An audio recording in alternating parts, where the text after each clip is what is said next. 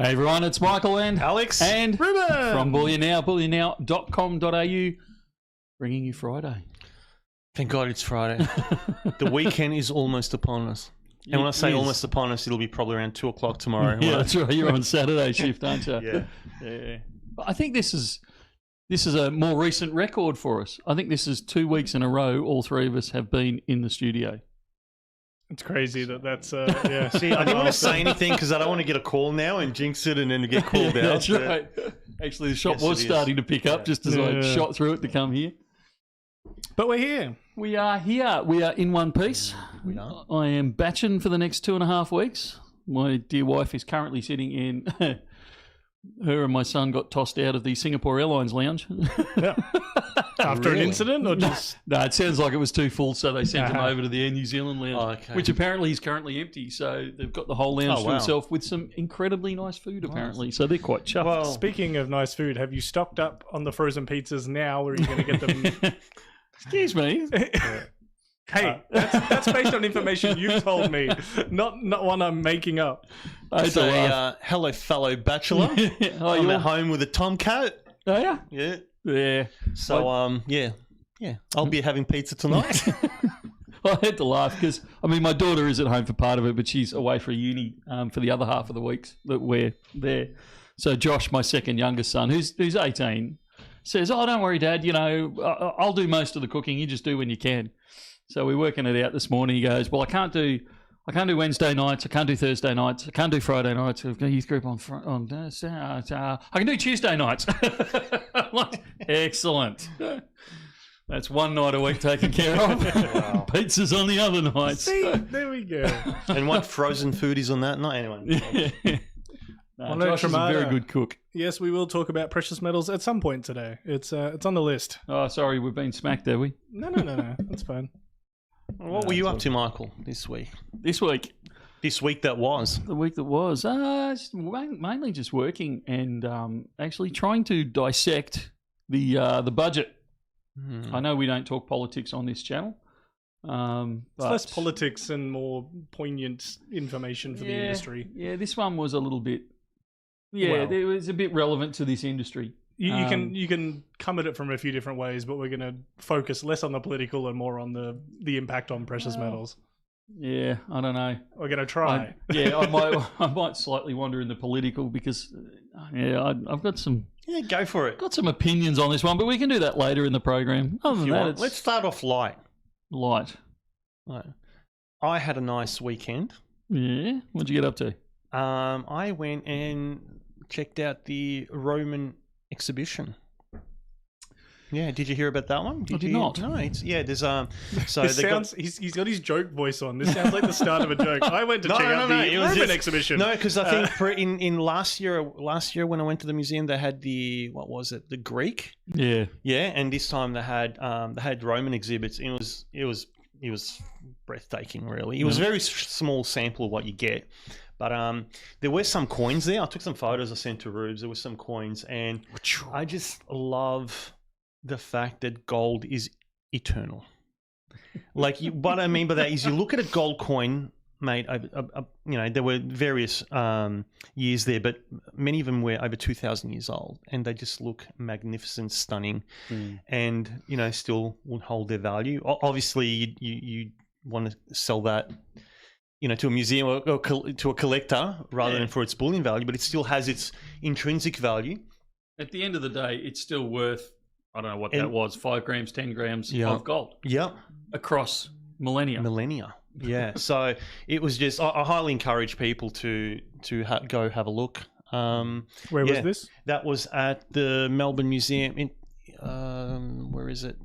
Rathdown Street. So Carlton, where the Carlton Gardens are. Oh, up there. Yeah, up there. It was really cool. Next to the IMAX. Exhibition was fantastic. Security wasn't that great. Actually, that reminds me. I got some Roman coins for you. That's right. While I was there, I just CCTV isn't everywhere. That's unfortunate. They're just lying around. Yeah, but these are some of the things that were there. Unfortunately, not gold. But how have you XRF'd them? No, I haven't yet. This I got years and years ago. As a present from my uncle. A photo I got from, so you can, from one of them. Yeah. Oof. They're just beautiful coins, and it's that history of it. And when I got it looked at, they said it's between 50 BC to 50 AD, that range. Yeah. So these have been jangling around in somebody's pockets. The stories that they could tell. That's right. Yeah, I thought you'd appreciate seeing those as well. Being I love this sort of stuff. I've never gotten into ancient coins. One day I'm scared in to. retirement. One day I will. I'm scared to, because I know it'll be the Athenian owl that'll start it off, and then it's just a whole. Every time I go to the World Money Fair in Berlin or the World Fair of Money or whatever they call it in the States, like some of these bigger ones, and you get some of these bigger dealers that are dealing in, solely these ancient coins. Yeah. It just You need to lock, apparently, Michael. Yeah, I've just done it. You see some of them and they're just absolutely amazing, and I usually steer around their stands because I know that once I get sucked in, I will never come out the other end. Where was that? It was in Berlin. Okay. Yeah. Now, that was me at Anda. Can you imagine me at Berlin? Nuts. I'd have to live stream it because I'll be just like seriously, drooling everywhere. if you went to Berlin, it'll be a sleeping hazard with all the drool everywhere. Mate, I don't think you'd get through the front. Well, yeah, you wouldn't get much. I reckon you'd get 10 metres in the front door and you'd just be like, I can't even fathom overload. it. Like you'd be just shuddering in the corner. Yeah, I can't even fathom that. Yeah. I can see the WorkSafe claim now. Yeah. Well, Anda was great, but it was small, the Melbourne one.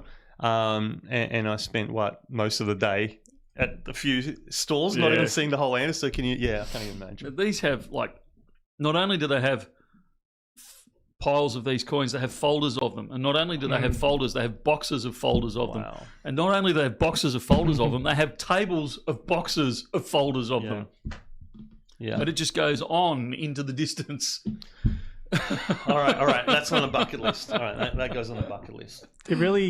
It's really interesting going to those kind of shows because you get people coming at it from different kind of avenues. You get people going to those shows for the bullion side. It's like, kookaburras, kangaroos, those are my jam. I know all about those. You get people going purely for ancient coins, all these kind of ones. And you get some people going there just for the, the circulating currency of the day. And those zero euro notes, like banknotes, There's all these different avenues, and some people will just kind of narrow in on their niche, and other people will dabble in a few. I know Matt's a great example of one that kind of, dabbles into a few of them. It's interesting to see kind of where you fit. Yeah. Sounds Stacker was there. We bumped into each other over in Berlin and had a yarn. If it's the person I'm thinking of. Yeah, saw you in Berlin. Thank you for all you do. See you next year. So that's I just love this. Great, and I just love this. We're here talking. Sponsoring Friday again. That's right. And then it's a worldwide reach, and just to bump into people like. Yeah, I took my youngest with me this time. It's the first time he's kind of been to that sort of thing, and I think it's. I think he didn't realise the reach of bullion and coins around the world. There's other weird people like his father. And it was a real eye opener for him. Did you start whispering, "One of us"? That's right. I did notice he came home with a couple of coins that he'd purchased, or he won one as well from the Warrandyte stand, the Whatnot stand. I'll never leave that down. No, you won't. Toledo, if you can afford the owl, they go for a bit now. A few years ago when I looked at them, I wish I bought them then. Yeah, don't we all? Now, and it's not that many years. It's only like a few years ago. But there's one of the other ones there as well that Alex had in his hand just before.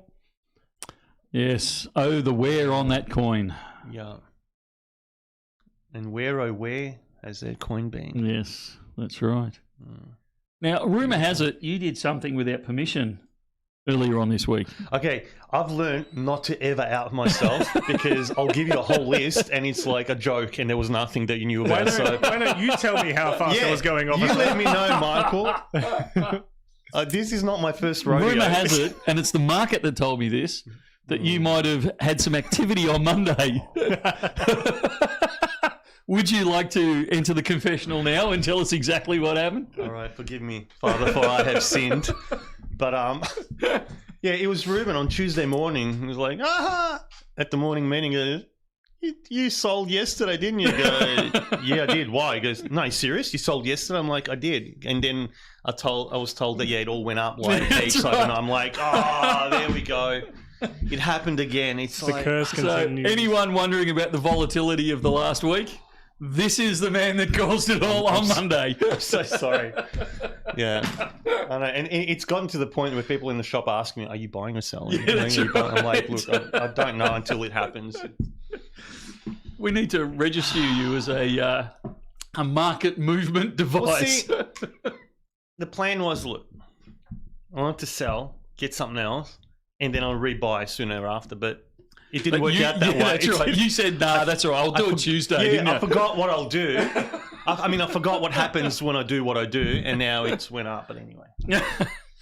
Sorry. It's like in the States, they have the plunge protection team that if the stock market goes down too quickly, they jump in. Like too much, they jump in.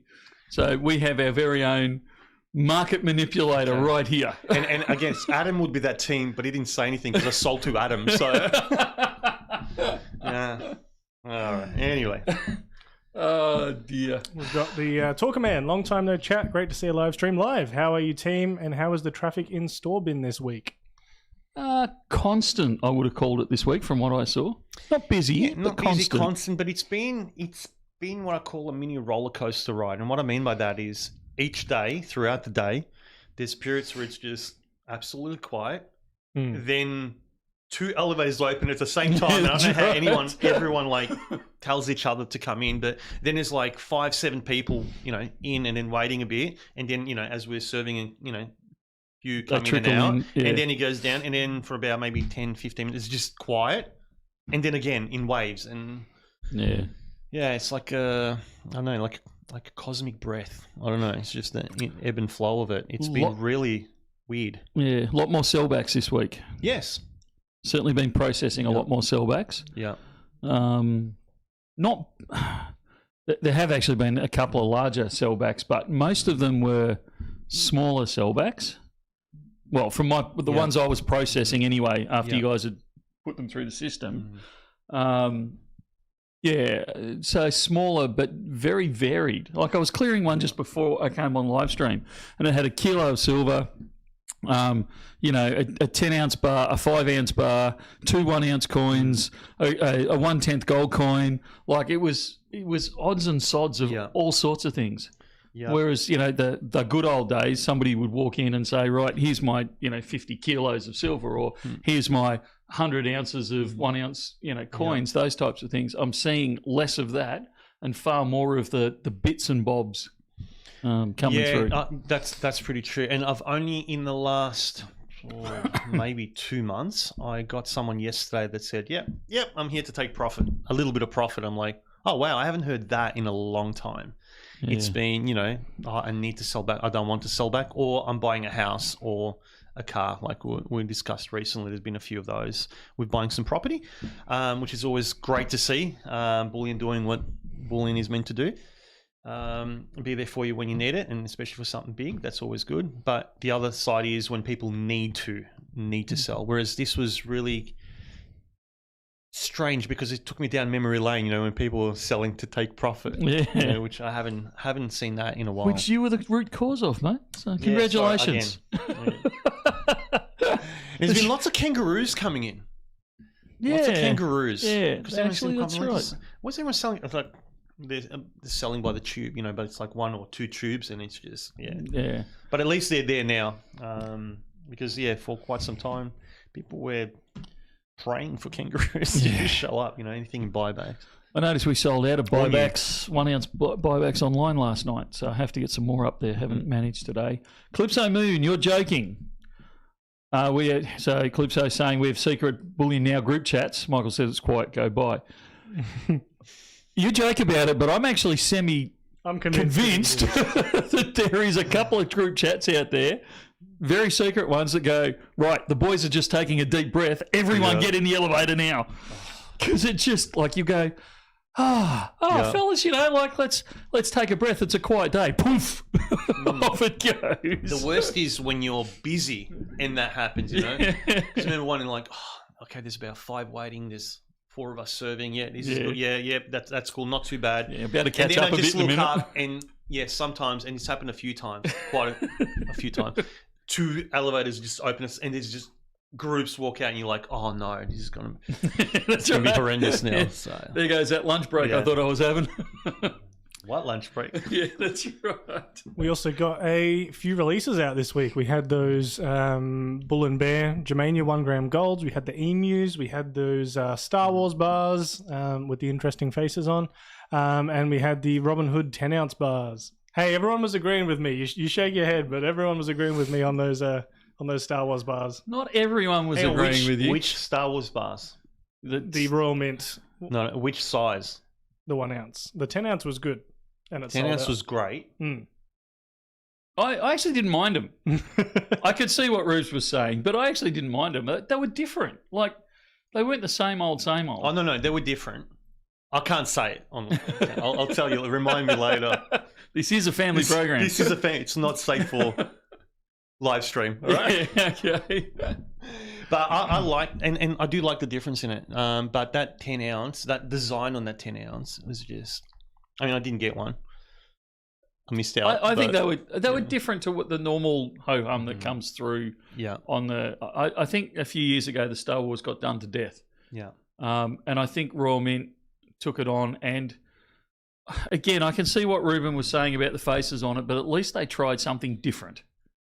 And so I appreciated that one. I really like the Bullion. Like, I've actually quite enjoyed this last week's releases. I really like it. It's really, really simple. I really like those Bull and Bear bars. I thought they were a novel idea, and it's like I don't have it anymore, and I should actually fit it back up. But I had a barometer in the office and that sort of thing. Bull and Bear bar now. I'm going to put one in the office this weekend, and it's my emotional barometer. Oh, okay. So I can flip it over. Hang on. Are you saying you managed to get a hold of one? I did actually get a hold of one. You know what I said, don't you? Yeah. These are fantastic. I actually this is my favorite Germania 1 gram. Yeah. I'm going to get one later. Yeah. Buy them before you sell the other stuff. I know. Yeah. But yeah, I if people don't know what we're looking at, go back into our YouTube channel, and you'll actually see a couple of days ago we released the Germania Bull and Bear, and it's a 1 gram gold bar, and it's got a bull on. Like, it's actually the packaging that's got the bull on it. It's not so much the bar itself, but the packaging is the bull market on one side and the bear market on the other. So, like I said, I'm treating it as a bit of an emotional barometer. So I think it's a cool idea. It is. So it is. I really like it, and I think the effect of it is really cool. They've done a very good job. If you've seen it in person, I think everyone will agree. Yeah. No, I think it's a cracker, that one. So definitely one I think that looks even better in person. There's some that don't. I think this is one that does. Yeah. No, all good. All right, what else have we got? I know there's a lot of comments coming through. I'm trying to keep up with them, but I'm not managing. Got Luke saying they can't stick around, but shout out to Sean for his customer service last night and this morning. Good. Michael comments on the new budget rules for stackers. That's something we're going to circle back to in a little bit. Will BN be supplying any of the Scottsdale Mint 2025 alien coins? I believe so, but I keep saying that, and I haven't seen the paperwork for them come through yet. So I really do There's a few in that kind of limbo. I know I've been doing my job of hassling the back end for them. I love it. I really like this new design. The other one that I feel like has kind of slipped by us is the Koala 2026. Yeah, that actually crept up on me. Yeah. It was kind of released, and I'm not. Do we even do a video on the koala? Nope. No, I don't think so. No. We didn't do a video. We didn't get physical stock here yet, and I don't think we have a listing up either. It has literally slipped by us. Oh, seriously? That badly? I believe so. Yeah, they're not up online. Oh, wow. Okay. I have been out of the picture a little bit. Yeah, we need to fix that problem. Stay tuned. Yeah, absolutely. we will be getting them. Haven't got them yet. Yeah. No, we need to fix that. We also had the James Bonds. Yes. That was the other one. We went Universal, that's right. The special we did last Yep, weekend. that's right. Yep. Yeah. Yeah. Yeah. I'm on the fence with those ones. I think they're a good price. Well, I think price-wise, the it's special we did insanely was- good. But yeah. the design, and I'm on the fence as well because the design, the actual logo is very crisp. It looks beautiful and crisp. It just doesn't hook me like a... Look, it's no Moonraker for me. I judge everything through Moonraker, and it's not... Look, I'll agree with that statement, but I part of me doesn't like it, and part of me does like it. No, I'm just saying. That's how I... So I'm feeling a bit... Yeah. For want of a better term, I'm feeling a bit bipolar over it. But when we ran the special, and that was for the whole weekend as well, and that was $1 under. So a new product, a bond product with $1 under buyback price is insanely good. So ridiculous. You can't have complaints there. But yeah, design-wise, again, it's a good design. It just didn't... Yeah. There's didn't just want to something... make me hoard at Uncle Scrooge levels. Yeah. Yeah, if that makes sense. But yeah, at $9 over spot, and then if you bought more, $8.50 or $8 if you were really splashing out. It was a good buy. Sorry, I'm just thinking of a few years ago, us is going $9 a spot. Geez, that's price. That's right. Now it's like, wow, that's cheap. Remember the days. Yeah. Somebody asked earlier, and I meant to pick up on it, about if we've got any 100-ounce buybacks, Perth Mint buybacks. Yes. Last I checked, which was a couple of days ago, we had ABC and Perth Mint in the 100-ounce buybacks. Online or in store? Both. Okay. I saw in the store a couple of days ago 1 or 2 Perth Mint 100 ounces. Yeah. So if you're after one or two, I can guarantee we'll get them. We'll have them for you. If you're after 10, 15, 20 all in the Perth Mint, that might be a bit scratchy, and I'll have to go back and have a look what's there. But yeah, if it's just 1 or 2, lock in the order, and I'll make sure that they're right in the notes. Michael said on live stream, the words we all shudder. Yeah, that's right. Everyone has present for live stream. that you could supply Perth Mint 100-ounce bars for these, and we'll get it. We'll make sure it's organised. I've bought a few buyback gold 1 gram minter bars. If they are not in factory packaging, would they come in some kind of capsule? They come exactly as they come to us. We'll maybe put them in a Ziploc or something just to protect them a little bit. But if they come in the packaging, if they come in a capsule, we will sell it to you as we receive them. Yeah. A lot of those, for those that don't know, they're the little 1 grammers, and a lot of people like to take them out for ease of storage when they buy a lot of them. They also like it because they can hide them a lot easier. And some people that I've talked to more recently, they like to take them out before they sell them because they've never actually held gold, right? Yeah. And we pay full spot for them. So when they come in the way they come in, if they're like Ruben said, if they're loosey-goosey, we'll put them usually in a Ziploc. And we don't have any of the really small 1 gram capsules or anything of the sort. But if you do, if you're in the store, you'll be able to see it. If not, that's generally you can expect them to come in a Ziploc bag. Yeah. Yeah. The ones that we sold, what was that, 2 weeks ago? We had those on live stream where we showed them. That was a 0.5 gram, I believe, on live stream. Oh, that was the 0.5 gram. Yeah, you're right. Yeah. I am, because I have caffeine. You're right this time, mate. Backyard Bear just picked up the Scottsdale Mint 2026 Lucky Dragon colorized silver bar set, and this is the part it's a beautiful set. It absolutely is. What was it? 2026 Lucky Dragon colorized silver bar set from Scottsdale. And this is the part I really love.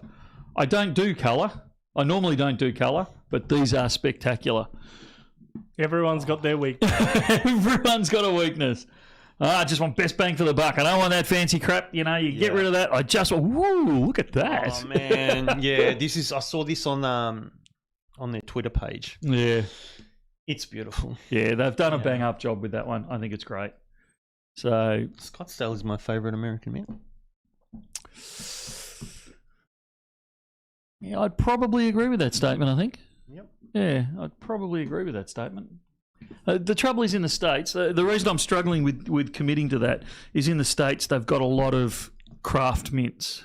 Yeah, they do. But see, Scottsdale and I think follow each other on Twitter, so it's like, Okay. yeah, the others don't Little follow bit of me. scratch The your others back don't follow and- the Midnight Gardener, so I don't get to see what they do. No, but that's one thing I'd love to see in the States. A lot of the silver cast pieces that we don't really get here, and a lot of reason why we don't get here is because of the GST attached to it, because they're art, not investment, according to some in charge.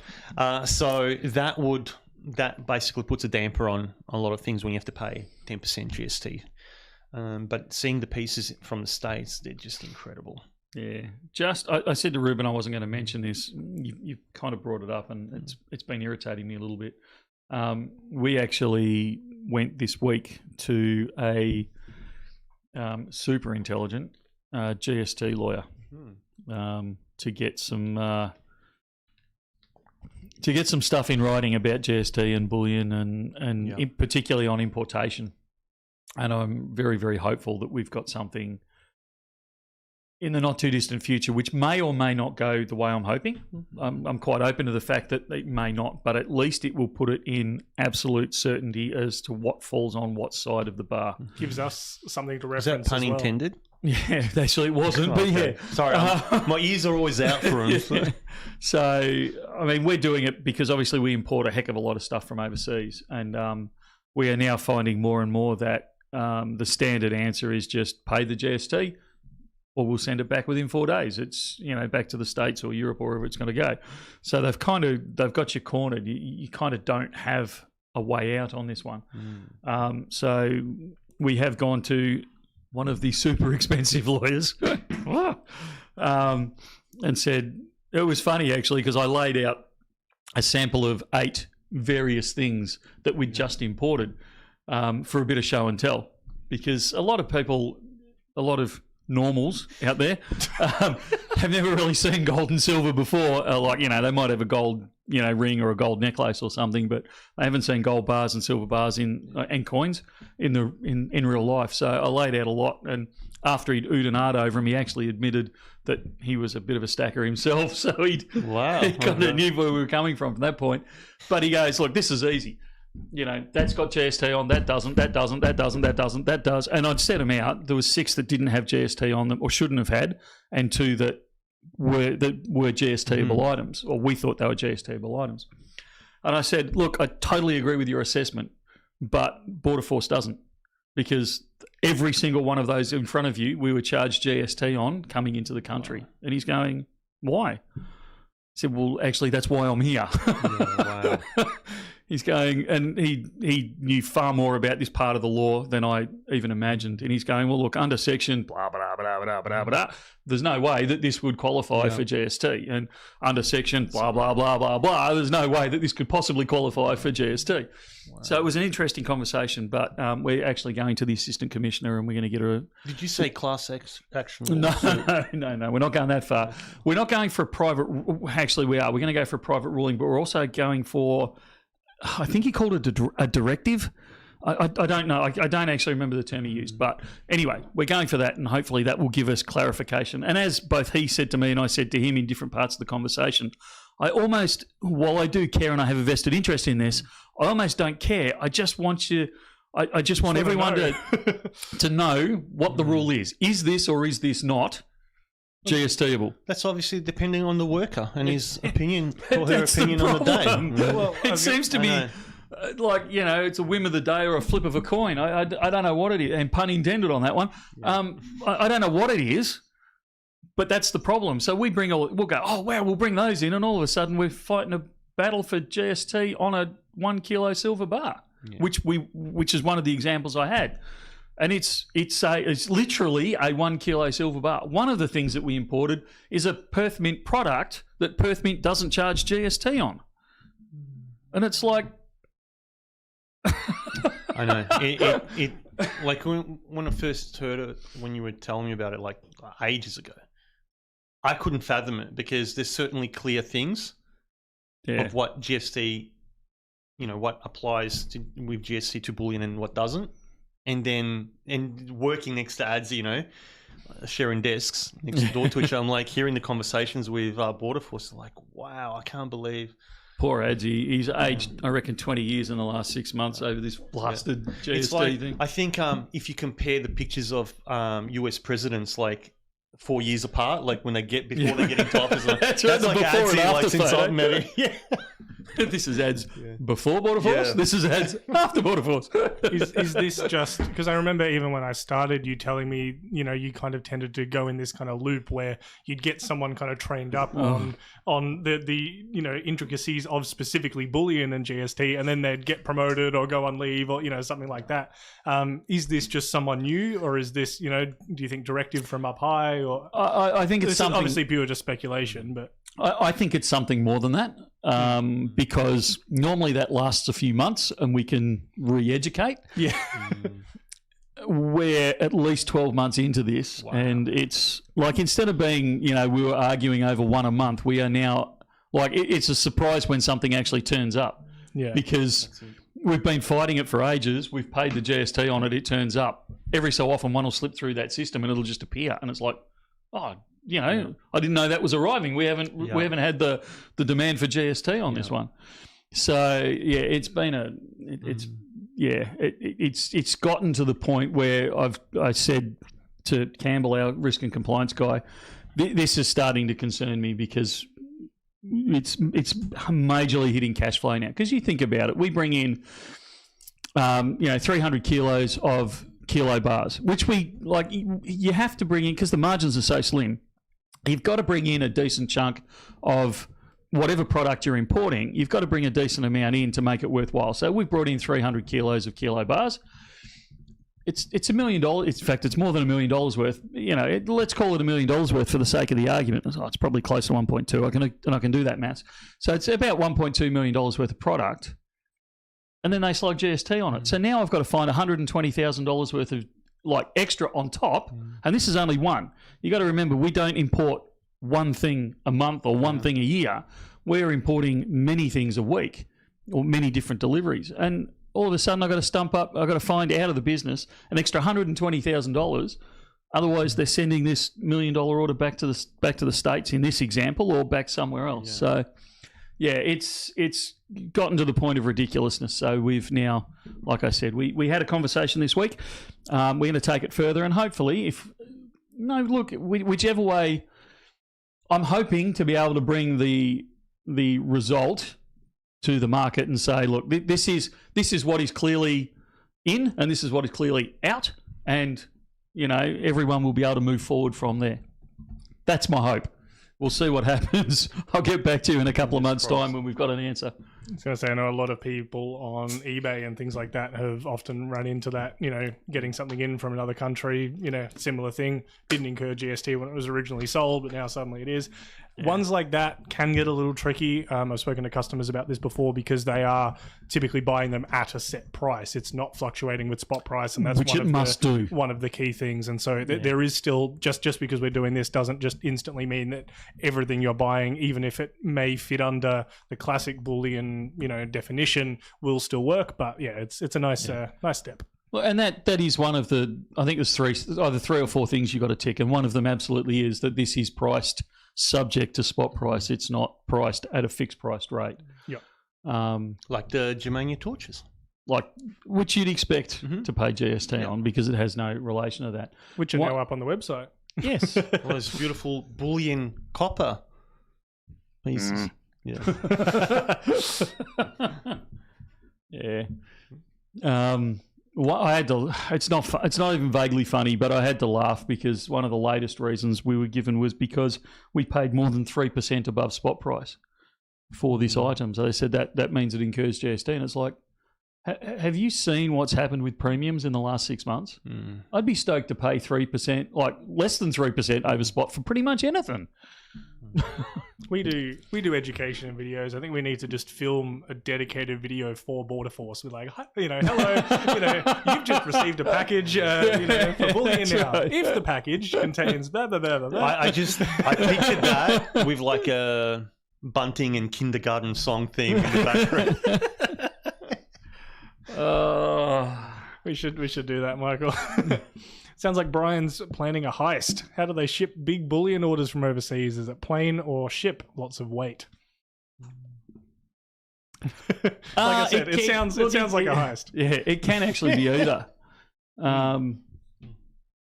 It depends if they're how shipping. Desperately, we need the product. Well, if it's instant. It seems to be on a ship. There's a degree of truth there. It depends on if you want to pay really, really expensive shipping fees or really, really, really expensive shipping fees. I gave the example the other week where normally to import about a ton and a half-ish of silver used to cost us about $12,000-$14,000, and the shipment I just paid for cost us $73,000. That's for shipping. That's no product. That's just the shipping bill. Wow. So, yeah. It makes me laugh when people say, oh, you turn over that huge... I've been in the store and I've watched people, spending thousands and thousands of dollars. You must be making a fortune. I think, mate, anyone that's paying $73,000 for shipping a ton and a half of their product over here... Do you reckon... When you look at the margins, even if we took the whole of the margin above spot price... You're still not making much money. What if on the tally... I got to say. For the tally, and you subscribe to Amazon Prime and you get free shipping still? Not this. Yeah, Bullion exempt. Unfortunately, none of our suppliers can you imagine if that was Amazon Prime. Can you imagine if that was a loophole? Oh, I'm going to mate, look into it tonight. I would be over that like a rash. Interesting comment there from James Howard, a gentleman who always seems to be up at early o'clock in the UK to watch our stream. Hello. Says, anyway, precious metal prices are yet again getting out of reach of the everyday punter. Yes. And it's something to consider, because the fractional in both gold and silver that you start looking at, you end up having to pay more for. And so the typically cost efficient ounce in comparison is slipping further and further away. That's why we've seen, copper come into the discussion lately for a lot of people, just to fill that gap. Whether or not it, fits that gap correctly or not is a separate discussion. But yeah, it's an interesting thing we've seen a lot of people talking about, because they don't want to spend much higher in premiums to get the fractional sizes, but to pick up the ounce, or in gold, the quarter or the half is getting further and further away. I'll pay steeper. Over $3.5K to get a kilo of silver. Yeah, you can pay 100 and some to get a kilo of silver, copper. So you still get a kilo, right? But it reminds you get it for like $20. But it reminds me of when people, and you've said this a few times as well on stream, when people come in and buy gold and drop down this cash and I'm getting a full ounce of gold, and then you're like, like, what's that? Yeah, I love that. But then one. I see silver kilos. Oh, what? It's like, yeah, but it's a different metal, different prices. You can see the new customers that come in that have done their research through Hollywood. Yeah, oh. And they're expecting a bar of gold because they've just spent $6,500-7,000 grand on a bar of gold, and you walk out with a bar that is about the size of the button on their shirt, and they look at it, I'm sure, and they look at you, and then they look at it, and they look at you, they look at it, and they go, yeah, what the heck? That's something I've been working on this week, Michael. Is I think I've even spoken about it on stream a couple of years ago, but I've been assembling a few clips from Hollywood movies and things for you to take a look at, of exactly that kind of thing. Here's this giant amount of gold. How much is it really worth? Can the characters move it around like that? All those kind of questions. That's right. The Italian Job is still one of my favourite films out there. That one is on the list. But if you struck that amount in the back of a Mini, even with reinforced suspension, the thing ain't going nowhere in a hurry. Oh, they don't make Minis like they used to, Michael. Yeah, don't give me that garbage. Yeah. Where's he gone? Yeah, James Howard, you're pushing my buttons, mate. Talking about insurance. The insurance has gone, it hasn't gone up. It has... To the moon? Mate, to the moon. Sorry, we still aren't charging for storage. Yeah. He was... Thanks, Rubes. He was only mentioning insurance on shipping. Now you've taken me across to the insurance on storage. Far out. You think spot price has gone up. You should see what my insurance rates have gone to. It's just... Because the rate has gone up. The amount that we have to insure for, even if you're looking at the same number of kilos of gold or silver, we've still got the same... Assume we've got the same amount of kilos in gold and silver. Not only has the rate gone up for the insurance, but obviously the spot price has gone up, so we're having to increase the amount that we're insuring for. So we're getting Yeah. double hit. Like, it's just, oh, man. Anyway, back onto lighter topics. Let's talk about the budget. Right, hang on. Before we go, just we'll touch on that. I just want to Piperlanders. Fractional is a scam. The amount of premium you pay is outrageous. There is a Yes premium, and yes, no. absolutely, and no. But we've been selling so much. Like, customers have been coming in and wanting more and more fractional, to the point they're bringing in and selling back larger sizes and then getting fractionals for what they expect. Well, speaking to them, a lot of them expect it to go up a lot higher in future, and they want smaller denominations, so they're happy to pay the premium. Yeah, But look, you will pay a premium as opposed to getting something larger where it works out cheaper per gram if you buy in bulk, if you will. it's a little bit like buying Coke from the supermarket, or sugar, or anything that you're buying from the supermarket. You know, if you need a drink to take with you, and you're into Coke, I don't drink this stuff, but let's assume you do. And you know, you're just on your lunch break, and you want a bottle of Coke to have with your lunch. You don't want to buy a 3-litre bottle of Coke. You want to buy A glass 600 bottle. mil, 600 375. mil. No, Yeah, 600 glass. mil. Look, I totally just a glass bottle. That's it. There's no other choice. I'll branch off into plastics another day, because I'm actually more and more supporting the reducing the amount of plastic in your life. But let's just work with the fractional one for a moment. So you recognise the fact that you don't need 3 litres, or you don't want 3 litres of Coke, even though that's the cheapest way to buy it. And so you buy the 600 mil or 375 or whatever it is these days. And you accept the fact that you're going to pay a bit more for it, but it's for a specific thing. And it's the same stuff with fractional. You know, like, it's if we're all, in all seriousness, if you want to buy the cheapest gold that you possibly can, you're going to buy a 400-ounce bar. It's 12 kilos of gold. So anything below that is fractional. So, you know, it's all perspectives. Still trying to get those in stock. Yeah, it still costs, like the fractional. I get what you're saying by saying it's a joke or a rip-off or whatever the word was, but like, at the end of the day, when you're manufacturing a bar, it is effectively the fixed cost on manufacture is the same whether you're manufacturing a kilo bar or a 5 gram bar. To a large degree, it's the same cost. You're just spreading that cost over a larger amount of precious metal. So there's good reason why they are dearer. Yes, I don't like paying the extra fractional, which is why we say to people, like, the extra fractional fees. It's why we say to people in the store that an ounce is the sweet spot in gold, although it's getting less so. But the ounce is the sweet spot in gold.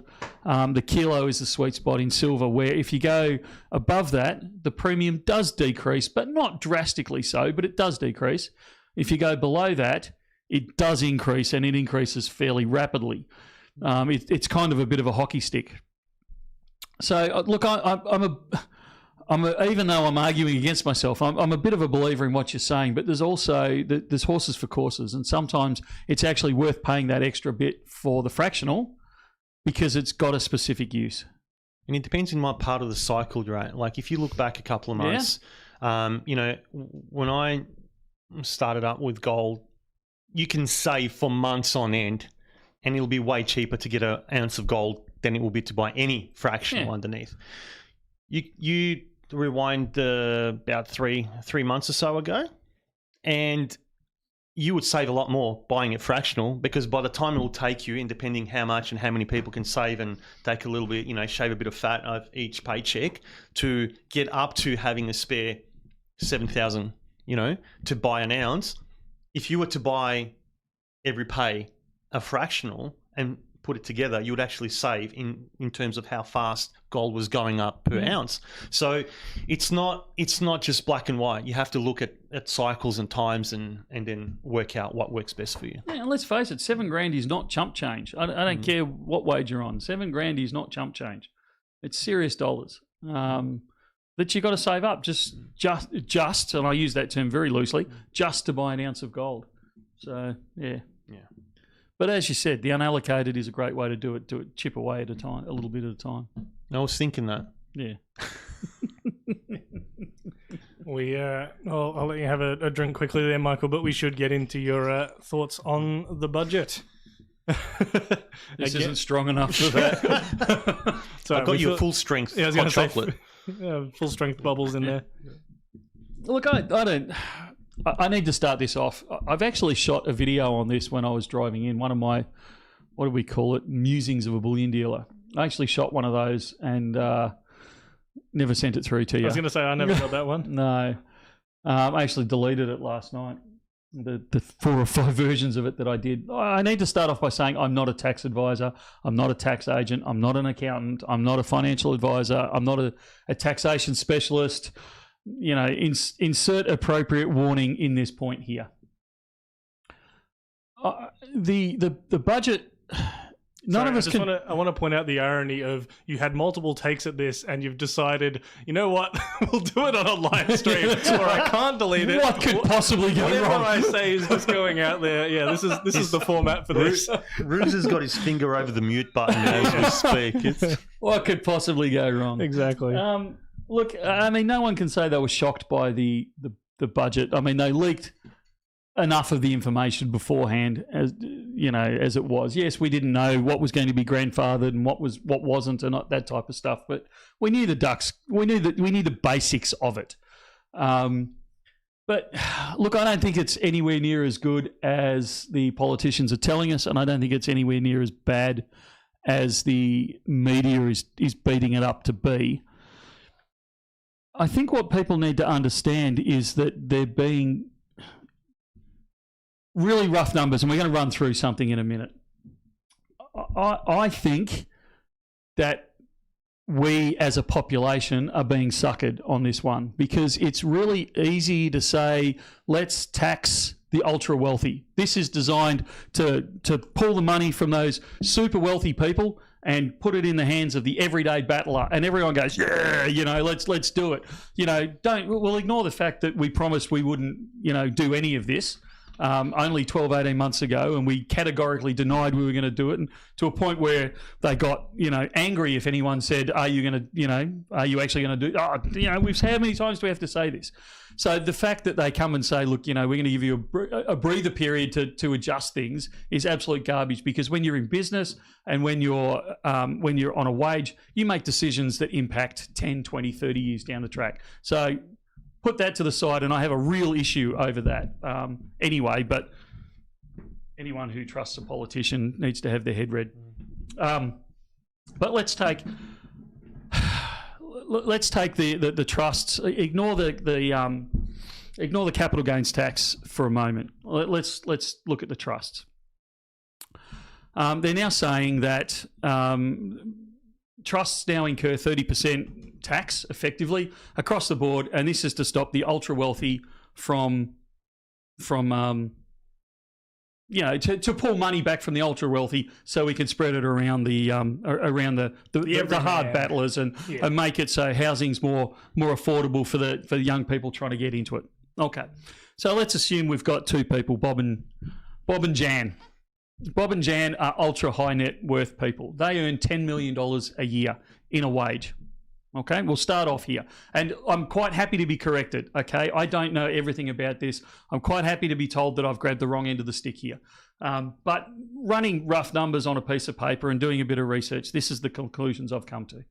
So Bob and Jan earn $10 million a year. Now, if they're just straight salary earners, wage earners, that is going to be taxed in Australia. They're going to be on the top marginal tax rate, which is 47%. So it's 45% plus the Medicare the Medicare levy, bonus levy of 2%. So they're going to be paying 47%. Yes, I know the first, I think it's 18% is tax-free, and then it stages up. But effectively, they're going to be paying 47% tax. So they're going to pay a heck of a lot of tax. So they say, right, we could actually, what we could actually do is go under a trust. The type of business they're in, they could actually, they're specialists or, something along those lines. We could go under a trust. So they put their wages under a trust. So now it's coming in under the trust at $10 million. The advantage of a trust, or the main advantage, and this is what they're hitting up on, the main advantage of a trust is that you can divert your wage divert the income coming in, and you must actually divert all income. A trust can't hold a wage at the end of the financial year. It must distribute all the money that comes in. So at the end of the financial year, they distribute the income between the two of them, $5 million each. Guess what? They're still paying 47% tax because it's been distributed to them. All right, they go one stage further and they say, companies only pay 30% tax. We're going to put it under our trust, under the company. Fantastic idea. So the money goes into the company. You don't get any 0 to 18 where you don't pay any, like no tax and then staging up. If your income goes into a company, it's 30% tax right off the top. The first dollar that goes in is taxed at 30%. So they get to the end of it. They've pumped their $10 million into this company, and they've paid 30% tax on it. Now, if they want to take the money out of the company, it's all right if they want to leave it in there, but if they want to take the money out because they want to spend it on themselves, I want to do an extension to the house, I want to go on an overseas holiday, I want to buy some groceries. These sort of things can't be done by the company because the company is there purely for the business, not for you to buy your groceries at home. So they have to take the money out of the company. The instant they take the money out of the company, they now go, it's now either a dividend or it's a wage. If it's a wage, they're still top tax earners. They're going to pay 47% tax. If they take it as a dividend, absolutely, the 30% tax has already been paid on it. They get a credit for that 30%, but they still have to pay the extra 17% because they're the top taxpayer. So in Australia, it's darn near impossible, despite what the media says, it's darn near impossible to actually avoid paying your tax. So yes, there are certain things that you can do, including you could do negative gearing. Now we can't do that any longer. So effectively, you can delay paying your 47% tax in this example that I've just given, but you can't eliminate it. You can't stop it. You're going to have to pay it eventually. Now, Bob and Jan have their poor cousins, Fred and Wilma. Fred and Wilma, hardworking couple, they own a coffee shop. Okay, they work their buns off. They work 8, 10, 12 hours a week, and they own a small business, so everything is on the line in a small business. Absolutely everything. Your house is at risk. You know, eventually your freedoms could be at risk when you run a small business if you actually understand Australian law. So they're working their buns off, and they make 50, like after all their expenses through the business, they make 50 grand net profit per annum. They've got a trust. They run it under a trust. So that 50 grand, they can distribute between the beneficiaries of the trust. Now, before somebody says you can distribute it to your kids, you absolutely can, and that reduces it. But many years ago, 20 years ago plus, the government introduced that you can only distribute, somebody's going to correct me here, it's about $500. You can only distribute about $500 per child before they instantly go on the maximum tax rate. So I've got 5 kids. All you're going to do is write off $2,500 if I could do it across 5 kids. And that's assuming that none of my kids have income coming from somewhere else, because as soon as they do, it defeats the purpose. Back to Fred and Wilma with their $50,000. Prior to budget night, Fred got 25 for tax purposes. Wilma got 25 for tax purposes. They paid about $1,000 tax each. So they walked home at the end of the year with 48 grand for their hard work. Now with this new, every trust must pay a minimum of 30% tax. Fred and Wilma now get taxed $15,000, and then they get to distribute what's left over between the two, and then that gets taxed at their relevant rate. So in this case, they'd fall below the, what were they, 35? So they're going to get $17,500 each, which is going to take them below the $18,000 threshold, so they won't pay any more tax. But instead of walking away with $48,000 between the two of them, they're going to walk away with $35,000 between the two of them. And this is so we can tax the ultra wealthy. Tell me the intelligence in this. Please, somebody tell me I'm wrong. But as bare basics, that is the understanding of the current legislation that they haven't introduced, that they've introduced but has not been passed at this point. And this is the problem with them doing things like this, because it's an unintended consequence. Because I firmly believe this wasn't the government's intention to try and tax the living daylights out of poor old Fred and Wilma earning their $50,000 in their coffee shop. But that is what has ended up happening. They are not taxing the ultra wealthy because they're still paying more than 30% tax at the end of the day. It's Fred and Wilma that's getting hit by this. The other consequence is a side effect of if you're going to go after the super duper wealthy, it's like they say, what the saying goes, money goes where money's treated best, right? It's just going to go. So then you've got the investments going, people put up money to start businesses, ventures and all that. They're just going to go to places where they're going to keep a lot more of their money and on the get back on the return. So, the other thing, I'm very cynical in this sense, because I bet you a lot of this doesn't apply to politicians themselves. Oh, hell no. Absolutely. And there we go. Yeah. It's the same old thing. Dave, you're saying it's hard to feel sorry for someone who earns $10 million a year. I absolutely wasn't trying to say feel sorry for the Bob and Jan. I wasn't saying feel sorry for Bob and Jan. My point of the argument was to, we're saying that, we're trying to hit the Bob and Jans of the world. What we're actually doing is hitting the Fred and Wilmas of the world. We're actually hitting the battlers, the guys that are out there putting their houses on the line, working their absolute butts off. And now we've just, instead of them paying $2,000 tax with the only real thing that they could do, we're now going to hit them with $15,000 tax. And they've done, they're still doing the same work. They've still got their neck on the chopping block for it. So they're the ones that I'm saying they're hitting. I mean, there's other examples I could start pulling, but I'm hoping I'm wrong. But at this stage, from everything I'm reading and the numbers I'm running, that's the exact scenario that we're seeing. So it's terrible. Anyway, we need to touch on capital gains tax. So capital gains tax is absolutely going to impact on precious metals. So we lose the 50% deduction on capital gains tax if you're required to pay it. And again, I'm not telling you do or you don't. You need to go to your accountant to work that out. Assuming that you do, as of prior to 7:30 on budget night, anything that you owned at that point, you can still claim the 50% tax deduction on, which is all well and good. After 7:30 on the Tuesday night, any purchases moving forward, and I know there's some schisms in there, you can still claim the deduction for the next 12 months or so, whatever it is, I can't remember now, but, they're little schisms that'll sort themselves out fairly quickly. From then on, you're going to be paying, it's going to be indexed, which does my head in, but other than that, it's not a big deal. And as I said on the video that I deleted, when you buy gold and silver as a rule, you're buying it for the long term. Now, to me, the long term is in excess of 10 years. Sure, things come up and you need to sell it a lot quicker. But with indexation, you're still getting a credit against it for inflation, like any profit that you make. So I don't have a problem.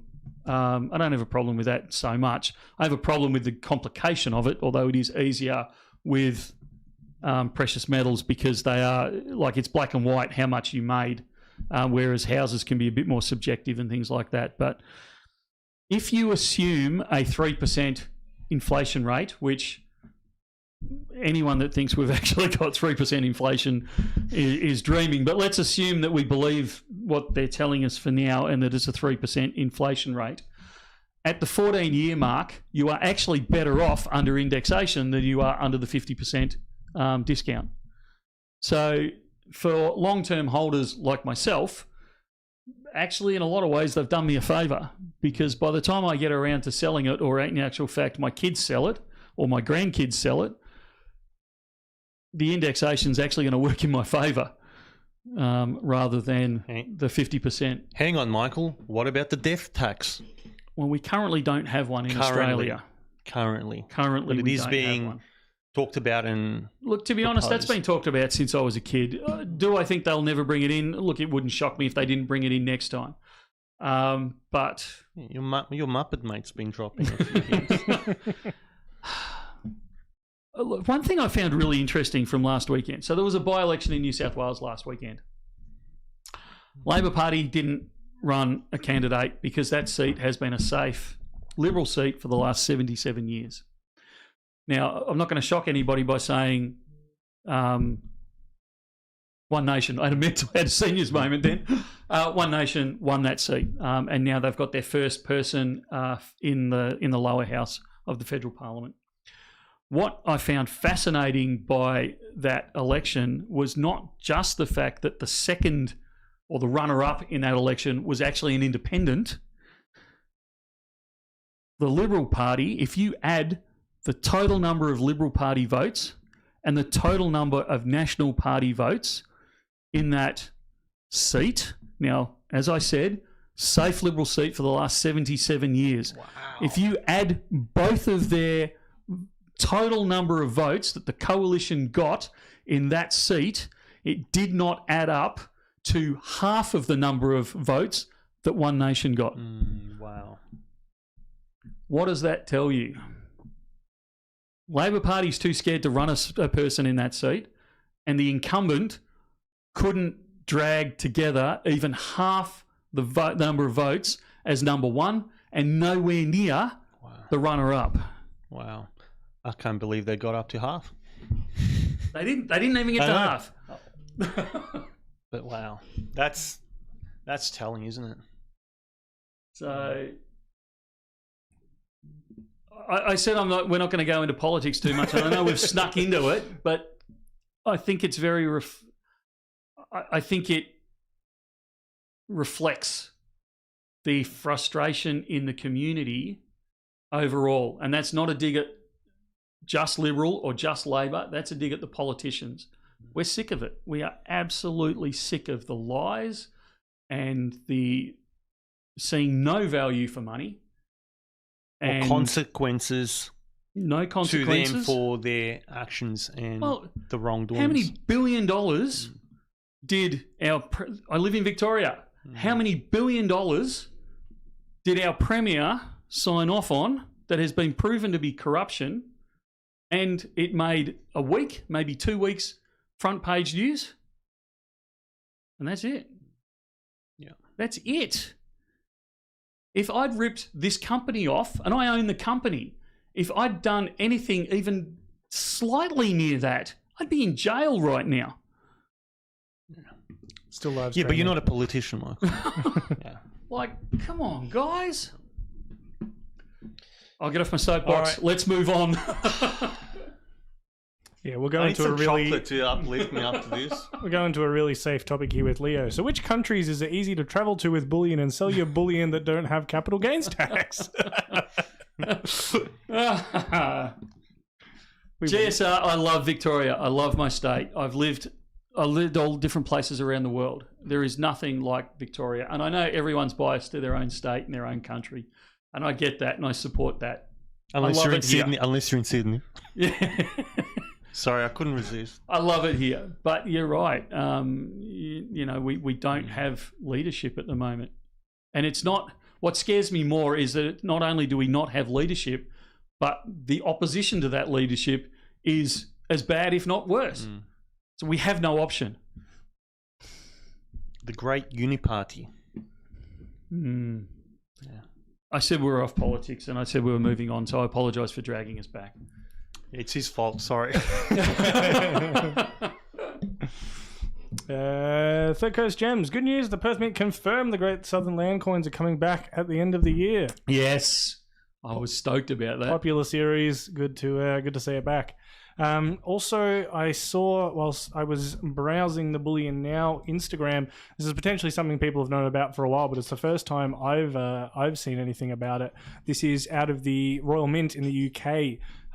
Their sovereigns are now featuring some of the same security features they've got on the Britannias. That's a little rose there that you kind of look at it one way and you'll see just lines, and if you look at the other, you'll see a bit of an image, which I think is cool. It does separate the English and the Perth Mint sovs a little bit further than they already were, but I think it's a nice touch, and as well with them bringing it back to the more goldy looking gold as opposed to the rose gold. I think that's a cool addition to the Sovereign Royal Mint. That looks really cool. I'd love to see one in person. Yes. And CLCS in about a couple of weeks. Ooh, Ooh, okay. okay, Oh, Royal nice. Mint. All right. Well, I was going to And- say that there's Royal Mint stuff from. I believe so. Yes. That's a statement in and of itself. We haven't typically got that through, so that's cool. And I'm a big fan of the yellow gold returning to the Sobs. Yeah. I'm I not wasn't big on the rose gold or whatever you called that color. the off gold. Yeah, that's right. No, some rose So it's gold I past do its like. use-by date. Like there are a few coins from the Perth Mint that are rose gold, like the Kimberley Sunset, Yeah, the 2015, That and koala. the koala. yeah, the koala and the Pink Panther. You know, with the pink argyle diamond. Like those, there are pieces that I absolutely love, and then there's the rest of it. And just sovereign to me is history in hand, Yeah. and it's gold. It's not rose. Do you know what I mean? Like that's. Yeah. Anyway, that's where I'm at with that. So Yeah, I'm happy to I'd see agree it with that. come back in the gold. Yeah, world's gone to hell in a handbasket touches on something that I wish the Australian government would pay attention to. And I'm not going back into politics here, but I'll get it wrong. And if James Howitt's still kicking around, he might be able to give us more information on it. But certain British coins don't incur GST. None of them. No, incur sorry, GST. not GST. Capital gains tax, CGT. They don't incur capital gains tax until they're something like 225 years old or something odd like that. That's for the UK. For the UK. And then, like in the USA, we have the exemption on the Silver Eagles. Yeah. So It would be interesting to see them do something like that, because if they were to put an exemption or something in like that, I think it would turn the spotlight onto precious metals as a whole industry. There'd be people, that haven't looked at it before going, "How? What's this about a an exemption for?" Yeah. The only thing, probably as a joke that basically anyone from Canberra would put out like that is, exemption on the holy dollar, right? Because Well, the holy dollar it's is not currency. It's the only one that's not currency. legal. the holy dollar and dump are the only ones the only Australian legal tender Or that's even been like revoked. pre-decimal. Oh, yeah, sure. You're exempt from pre-decimal coins, I still want to know what would happen if you rocked up to your local bank with an Adelaide pound or something like that. There's a video. Yeah, is a video. I wouldn't risk it. Oh, you'd say no right at the final step. Yes. But yeah, it'd be fun to see. It'll be fun to see one in person. I haven't seen one in hand. Peter Pete says only Sorry, Britannia's that's a nod that there's one on your desk somewhere. on the pile. Under the pile. And Aaron says, correct, if you look at the Royal Mint UK website, it explains what is exempt for UK residents. Yeah, but they seem to have some oddities as well. Yeah. Like I said, the 225 year. I don't even understand it, so I'm probably butchering even that. But I love the fact that that they do it, and I love the fact that there's these odd exemptions to it as well. It's very British. I love it, and I say that being married to a POM. Somebody asked about Germania 100 ounce? Yes. 100 ounce silver bars. We've actually got some here. I don't think they've been released to the web yet. They're still being processed, but we actually have some on site. I reckon we take a look at some of the places our bags have ended up around the world. Let's run it. Where in the world is that Bullion Now bag? Where could it be? Can you guess? Let's see.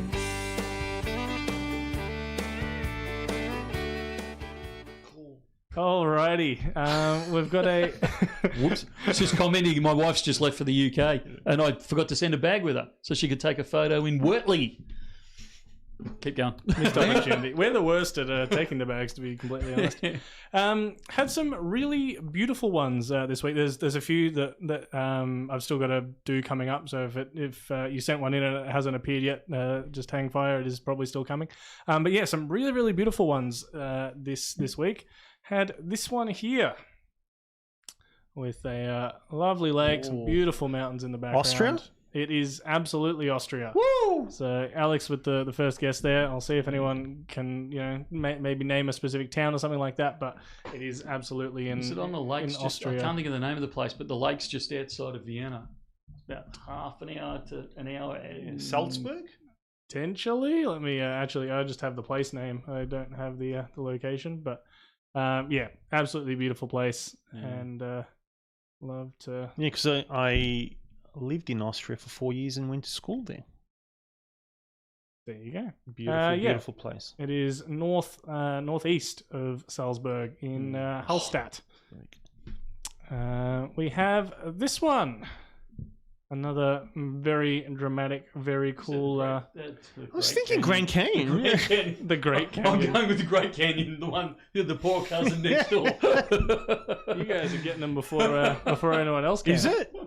I'm assuming. Hey, so. we're on time delay. We should be right here. Yeah. No, well, that's it. This person didn't actually. There's been a few that have been sent in that haven't actually given me the location, so they're giving me the guessing game as well. I'm assuming Grand Canyon. It looks pretty grand. Wow. Not it's the Great Canyon? Yeah, it's a beautiful location though.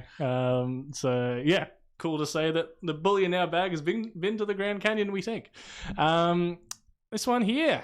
Actually, the same person who sent a few in. I think they're on a bit of a journey around Europe, but absolutely stunning view there. Luxembourg? Luxembourg? No, not Luxembourg. Because my first guess was Switzerland, and I thought maybe Luxembourg. No. Wouldn't you love to live in one of those houses right there? I'd be skinny dipping right there. Oh, there's a thought I didn't need. I'm a visual person, man. You're welcome. Okay. After a few bullocks. just had confirmation that it was the Grand Canyon. Thank you, Mark. No, not Japan. No one else is going for it. China. No, we are in Croatia. I never would have got that. Look, Aussie drop bear and Sash. Yeah, Rostock. Exactly. Good grief. Yeah, very very cool. So some very beautiful places through this week. Love to see it. Nice. Just makes me realise I need to travel more. Yeah, I'd be basically taking photos of Flinders Street Station, bus stops along the way. Commute to Warrandyte. Yeah. Commute to work. First Saturday of every month, That's right. apparently. Oh dear. I love that segment.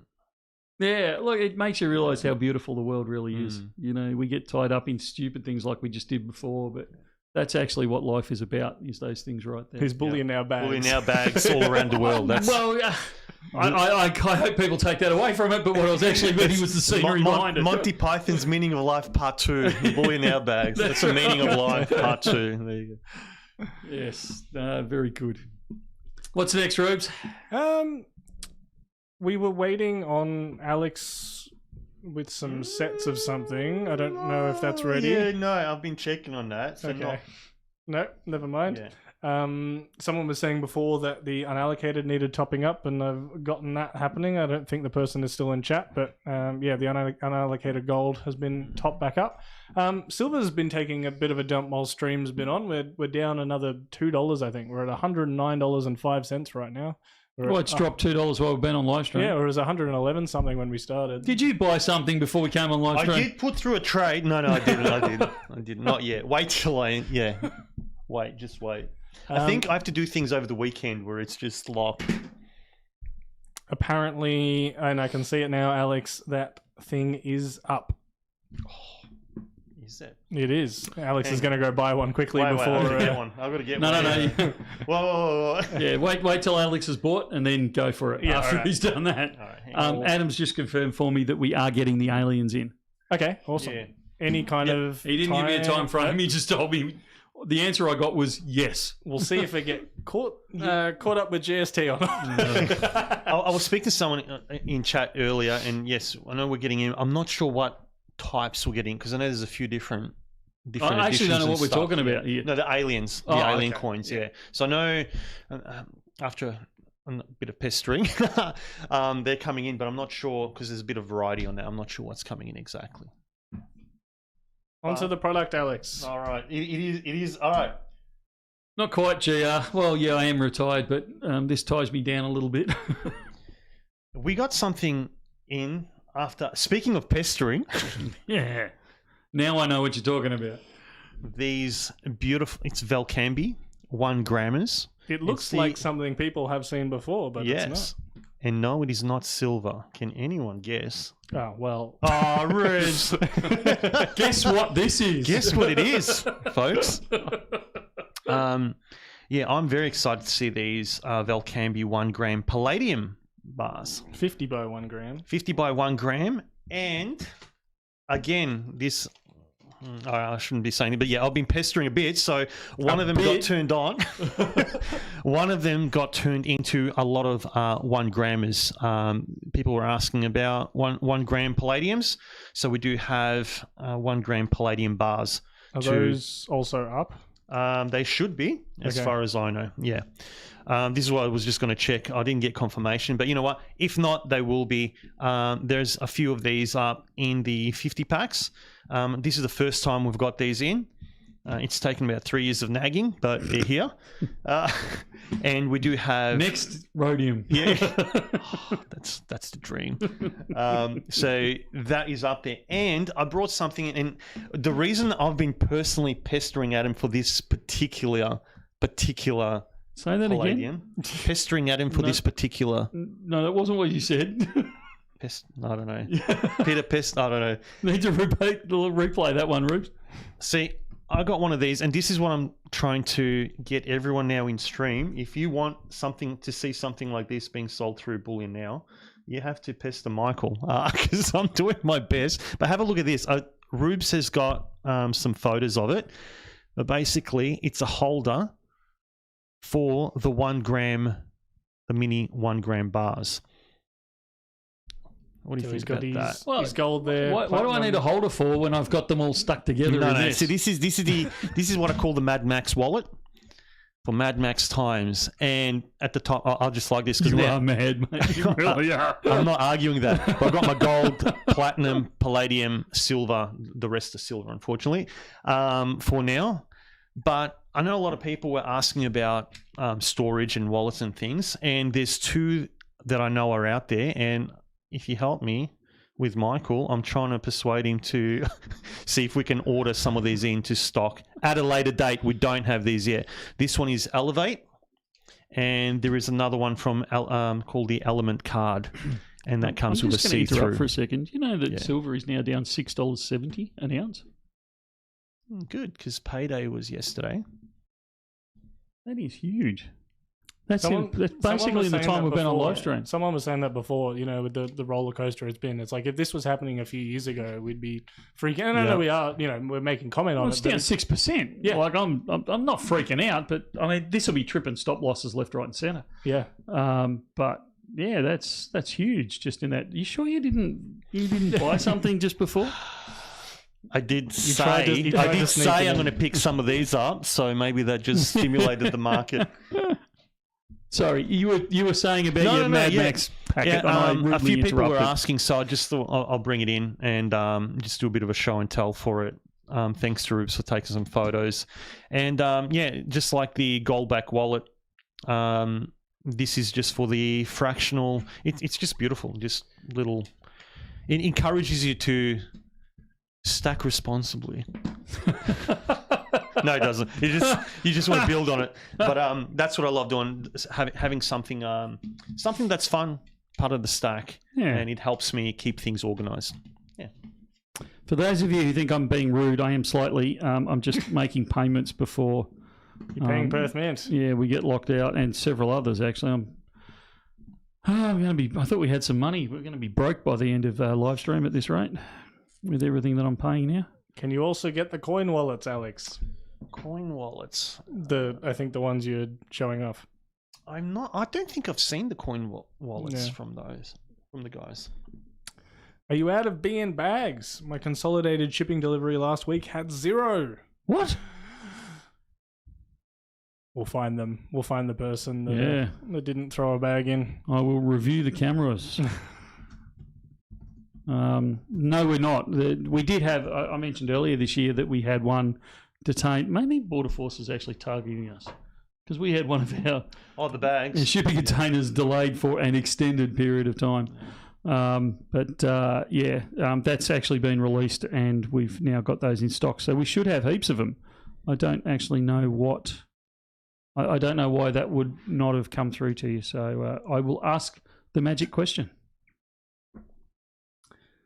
Yeah, it's looking red across the board here, Michael. We we need to do a Google search of what's happening in the world. Something's probably just happened. But Yeah. You reckon they've the fight started again? something like that. Always seems to be the opposite that I think it will move. Faith, do you buy back 50% silver coins? We do. It is not at full spot price though. For those ones. Just bought some back yesterday. Whole bunch of 50% pre-decimals. Yeah, so we buy those back at 90%, including GST. But yeah, we do still buy them back. A few comments there. Got a bag yesterday. Yeah, they are still coming through. Wasn't that long ago that silver was under $20. Crazy times. Absolutely. Yeah. If we dropped, $5 or $6 then, it's very different kind of a panic. India's raised import tax on gold and silver from 6% to 15%. Wow. Who's done that? India. India. Yeah. Wow. Yeah, I would love to do a bit of a travel video for Bullion. Someone said before we needed to redo a bunch of the educational content, and we are absolutely looking at trying to do that. It does keep slipping, but yeah, we're trying to do that. And I think one of the ones I'd love to do would be this is some of the intricacies of certain countries. So that's it. India has quite high, taxes on bringing some of it into the country. UK, silver gets taxed, gold doesn't in the same way. Some of those rules that we've either figured out from being in the industry, Michael's figured out from traveling, or updates to certain ones like that one there. No, absolutely. I think that'll be great. I'll be putting my hand up to help you with that. And I mean, Michael could pay for it because you could really learn a lot. Like send you two on a fact finding mission. You reckon? Yeah, I can see that. Think about it, Michael. You can claim it back from the pollies. Yeah. I think that's a great idea, Rubes. Yep. No. I think it's basically locked in. Michael nodded his head. Yeah, you've got it on camera. Did I give you back the card that you gave me? No, we'll need that.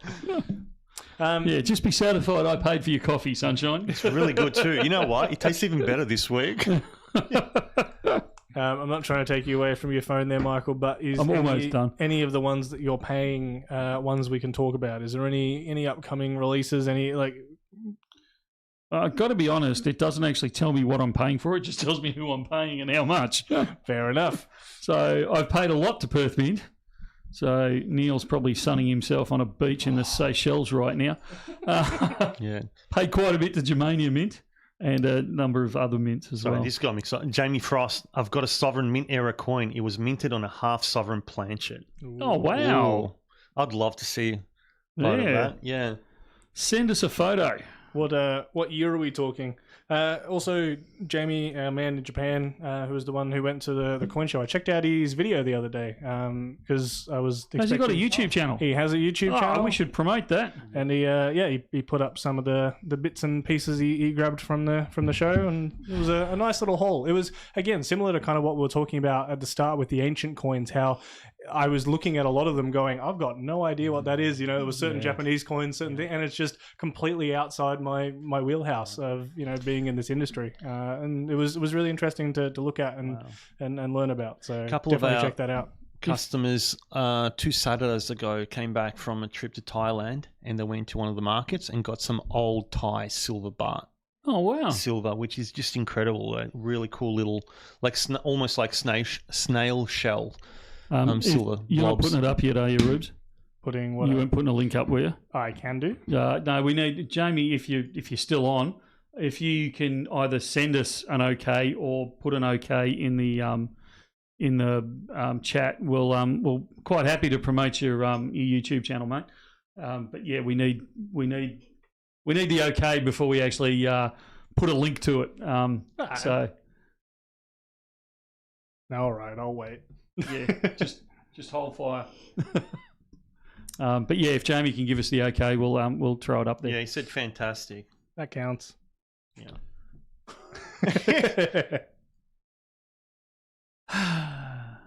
It's public videos, Michael. Come on. Yeah, I know, but there's a process here. Any update from the Pressburg Mint? No, none at all. Looking forward Not to currently. Yeah, look, this is on us. We haven't contacted them recently. We've been juggling a lot of other things, I suppose. But I was meaning bills and orders and that sort of stuff. So people will still know that we are still struggling, and I'm actually embarrassed to admit this so publicly, but. We're still struggling to get in enough Perth Mint. Well, thanks for the close-up. One of my more embarrassing moments. And now zoom in, please. Yeah, we're still struggling with supplies of Perth Mint 1 ounce gold, both cast and minted. And it's not that we're not getting them; we absolutely are getting them, but we've just got so many pre-orders to fill that anything's that's coming in is going straight out to pre-orders. So. We're still dealing with that, and so until I get those back under control, I'm reluctant to start wandering around the world again and reaching out to the Pressburg Mint again and that sort of stuff.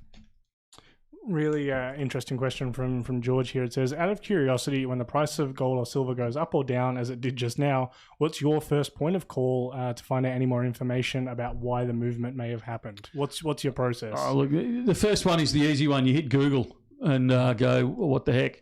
But then you start reaching out to different mints and refineries and saying, oh, are you noticing something happening there? Those types of things. And sometimes instantaneously what's going on. I assumed that the Middle East had flared up again, but I'm not seeing it. I am seeing that we've just approved the building of a statue to our illustrious leader. Please don't. I'm already getting PTSD. Seriously, are they wanting to put up the most... They're going for a Guinness Book of Records, I think, the most graffitied statue in the world. Anyway, I have no words. We're not going back into politics. I have no words. So the short answer is I don't actually have a reason currently as to why it's run amok. Yeah, Silveruga. Ask Alex if he sold or bought. Well, that's the only thing I can currently come up with. Yeah. But I mean, silver's down $5.11 USD, which is it's a huge drop. Wow. What about gold? $73.88 Australian. Down? Currently down. Okay. All four are down. Rhodium's the only one that's up. Maybe we should get some rhodium. I told you. But speaking of gold down, this is a nice segue. It is. It is, isn't it? I love this. Yeah, I forgot to check my Tats Lotto numbers if they came up, because otherwise one of these might not be available. Should I have one? I've got a strongly expected US inflation data. Yeah. Yeah, there's another set we're going to show off next week that I like as well. Love that one. Similar lines. Love that one. Yeah, you've seen it, haven't you? Did you do the buyback or? No, I did the drool back. So this is a little bit of the sort of things we get sold back. A bit of an interest piece, but we'll sell these as well. Although I don't actually know how we'll sell them. Email Ruben at yes. I've just caught. I think I've just caught up to all my emails for Alex at Bullion Now. So yeah, that sounds great. So there's actually two of them here that were sold back. Mm-hmm. I don't know, Rubes, have you got close-ups of them? Well, if you want to know more about these, have a look at Lethal Weapon 2. Yeah. But these are the full Krugerrand sets. I'm assuming they're a certain year. So this one's 82. What year is that one? This one is 1990. Interestingly, one of them, if you look at the certificate number, it says 0 of 26. I thought it was... I think it's 0126. That might be correct. I was reading it as 0 of 26, and I went, hang on a minute. Yeah, 0126. But the thing is, if you buy it, you can read it whichever way. Well, there you go. want. It's either an ultra rare one or just one of the numbers. Hang on. But I love that it's been certified by the Gold Club of South Africa, and I just think that's beautiful. Yeah. Personally, first time I heard of him, but just the fact that there's a gold club of South Africa. I know. They make gold affordable, apparently, Michael. That's the rumour. Look, it's beautiful. I have one of these. Not these. Do you really? In silver. 1 point. It's a fair splash, mate. it's 1.85 ounces. But it's not Krug's. One came through as a buyback that I processed, and instead of the black, it was red. I'll see if I can find a photo of it to show next time. But it was the 1,100 year founding of Iceland. Oh, and excellent. it had 2 silver, I believe it's sterling silver coins, and it was in my birth year. There you go. So I you was were born like- 1,100 years ago. I'm impressed. Look, it's all the You're aging preservatives, well. all the preservatives in the almond milk that keep me young. The looking, but- 3-day older coffees. It's the fermentation process. But so I was actually surprised to see this because that was not, it was a similar case and it's a different group. But these are just stunning, and these are proof, I believe. Or no, are these proof? I don't think they I don't are. think this is the other one. The other one is The definitely other one is proof definitely set. proof. But these are. I love the way, and anyone that's listening, NGC, any of those guys that are doing these sorts of things, I love the fact this has been well thought out. So it's giving you the sizes, it displays them well. That's how to suck eggs stuff. It tells you what is the Kruger set, but it also gives you the total weight of the gold that's on there. It's 1.85 grams. No, it's not. It's 1.85 ounces of gold. So you're not scratching your head going, man, these are 22 carat. That means they're this, and it's a 1 ounce and a half ounce. They actually tell you exactly what's there. Interestingly enough, actually, the one you've got showing there is 1982, which, from memory, and someone might correct me. Jamie Frost says first year. Yeah, it is. It's the first. I thought it was. I didn't have the confidence to come out and say it, Of but the fractionals. it's the first year of them. So of the full set. So yeah, that's almost a significant one. But yeah, really well presented. You've got a good view on both sides. I think they're fantastic. Big tick. This is what I love working in a bullion shop, in a bullion dealership. Just coming across really cool things that I've never seen before.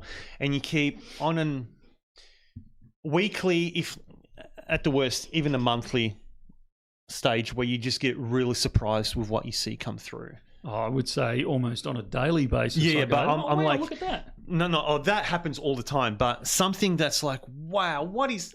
I've never even, scouring the internet for years, and you never see anything like that. Yeah. But cool stuff you see all the time. Yeah, it gets expensive working here. Yeah. So I have to reel it in. Alex will come in and go, oh wow, look at, because he knows I like the old moldies, and he usually, if he doesn't want to grab it, he'll bring it to me and go, oh wow, look what just came in, and I go, yeah, but I've already spent the budget this week. Yeah, I know. Yeah, and our budgets aren't quite like Canberra budgets. Yeah, that's right. I was waiting for that. Yeah. Unfortunately, we have to stick to our budget. Yeah. Yeah. Aussie drop bear. First year is 1967. Yes, it is. That's the first actual 1 gold ounce Kruger. Krugerrand 1 ounce. And we had that actually 3 years ago when I started. There were a few coins, and one of them was a 1967. We had it through a couple of times. Yeah, and you know how much we sold that for? Exactly the same as all the other years. So you get yourself a bargain. Sucker. Yep. I didn't pick it up. Also from Aussie, I think based on the fact that we have a now pre-established relationship with SD Bullion because of the 5 ounce maples, they say will Bullion now be getting new Royal Mint Angel Bullion coins. SD has exclusive, so not sure if you can source them. The coins look amazing, and I pulled up the photo. It's a pretty sweet looking bullion coin there. Are we likely to? Is this one we No can get comment. at? No comment. Okay. All right. Interesting. We need to actually start wrapping it up. Oh, really? It has disappeared quickly this stream, as has the week. So if there's a question that we either missed or you were hanging on for this moment, feel free to ask it now, and we will endeavour to try and hit all of them as fast as we can, at least at a moderate pace. Are there 1/10 ounce gold coins that come in assay cards? 1/10 ounce gold coins? There's ones Yes. like the Germania Mint. There aren't. There was a Germania Mint Cave Lion. Yeah. There was. There's also the Engelhard, the 1/10 in Engelhard. coin. Yeah, actually, there is. I was going to There's a say few. no, but And you're right. there was another one that I failed to remember which one it is. Failed to recall. It's the one where you can actually take it out of the assay card. The card was really cool looking, and you could actually clip it out, and it's got a holder that you can put it into the assay card. And the coin came in a capsule. That's sold out anyway, so it doesn't matter. Michael, can you charge staff capital gains tax? You could get the old bars then, just a thought. All right, who said that? You have a 2026 Austrian Mint Philharmonic 125th on the website, but no price and no add to cart. Will these go live soon? I don't know. That thing's been driving me nuts for weeks. I don't know why we haven't fixed it, but we've had those 125s for a long time. Take it down, Adsy. Get it fixed. Adsy, if you're listening, can you is. get it fixed, mate? It's driving me nuts. Will Bullion now be getting the Perth Mint Chinese Myths and Legends Dragon and Horse? Unfortunately, not. No. Yeah. But maybe in buybacks. I met Michael in store a few days ago. He mentioned that he would talk to Adam about those gold lunar coins that Bullion now may obtain 3 weeks ago on Friday live stream. What was the outcome? Adsy said, "Oh, forgot about that." He reached out to them, and I haven't heard the result of that. So, but we are chasing that up, Mr. Timothy. That angel coin is nice. I want one. How can we get the Krugerrand? Ruben, live? Is it yeah. live? Send it through to live, and we'll so live at bullionnow.com.au, and we'll see what we can make happen. 100 gram Germania Mint gold multi packs. Are we getting those through? We got some through recently. I thought we had them back in stock. Not sure. I didn't see any yet, unless they just came and went. Yeah, I don't know. Could be. Royal Mint Dracula coins. Did we release those? We didn't. Rubes? We had a release every single day this week. It's just it's on the chopping block. So I'm going to say next week. We've had a bit of a backlog of Ruben and I haven't been able to coordinate, and it's on me. It's not on Ruben. We haven't been able to coordinate to actually do filming for a number of weeks, and this week we actually got together. It was late last week, I think, wasn't it? We filmed like, I don't know, 8 unboxings or something stupid like that. Yeah. And we Rubes has been releasing them, one every day sort of thing over the last week. And we kind of start feeling guilty after a while because all we were doing is releasing sales videos. Yeah. And there's no education in there. So things kind of get pushed out. And I said, look, don't worry about it. I'll do one on the budget. And as we heard earlier, I deleted that. And so we apologise for that, but there's still some more coming. And one of those is I believe is the Dracula. Is the Dracula. Yeah. So And- expect that next week. Big fan of the Dracula coin. You like it, do you? I like it a lot. It's not a theme that I like. Fair enough. But I'm trying to remember what I said on the video, whether I liked it or not. I think I Did you liked do the a video coin. on it already? Yeah, we did, Oh, yeah. okay, sweet. That's a coin I'd sink my teeth into. Mark. Yeah, good on you. All right, I got one out. I'm good. He's got his daily dad joke quota, so he's right to settle down now. Are we getting any more of the Wonders of Australia 1 ounce silver? And are there any other sizes planned? There's no other sizes planned, despite my begging, grovelling, and harassing of the Perth Mint. And I didn't know we'd sold out. I thought we still had some. I think I looked the other day and we were down to just the platinum in that series. Sorry, which series? The Wonders of Wonders Australia. We've still got The Outback. we've still got silver ones, haven't we, out the back Oh, here? In the shop, we got a few left. Not that No, many. we're on tail end. Oh, If you've I caught me just- off guard on yeah, that one. If Then. I just whack in Wonders onto our website, all it has is the platinum, and there's only 3 up there. So Yeah, okay. I will have a hunt around. I hadn't realised because we bought, like when I say we bought a lot, we bought a lot. So I'm surprised they're all gone, but we'll have a hunt around and see what happens. the Kruger sets we mentioned, email through. Will you have more 1 ounce silver coins in assay cards? Will depend on the GST conversation potentially. Oh, actually, that's true. But yeah, look, we will have them. Yes. Mark wanting you to comment on the greatest treasurers, Keating or Chalmers. Not sure where. Really? Any news on the 10 ounce RCM bars? No. If you're sourcing stock from SD, could you please bring in the Commander series? There's a big following behind that one. Yeah, there is. The Conversation has been had, but I don't think there was any conclusions to it. interesting one here. Please have a buyback section for the silver kangaroo. They don't just want it as its own thing. Yeah. Sorry, they don't want it just as a generic. We actually do have a listing for that, but we tend to. This is always a bit of a touchy topic because some people complain when we when we do isolate things off, they like the lucky dip of the buyback.